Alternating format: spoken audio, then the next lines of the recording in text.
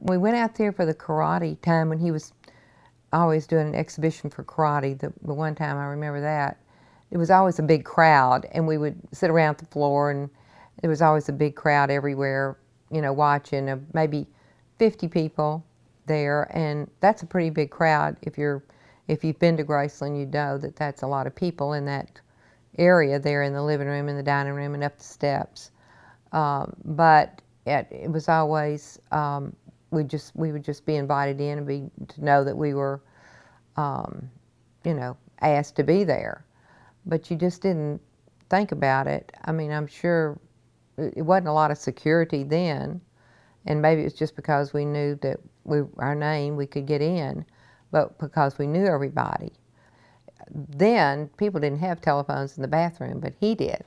So I thought that was really neat. And I'd call my mother to check on our sons, and I would tell her, I said, "You will never believe where I am. I'm in the bathroom on a telephone."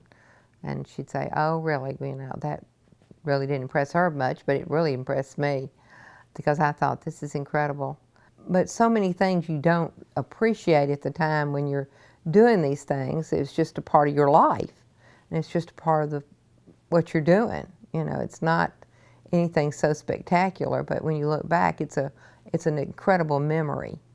You know, he was always a gentleman. He was always kind, and he was always kind to everyone. And I think that was what really stuck out about him as a person.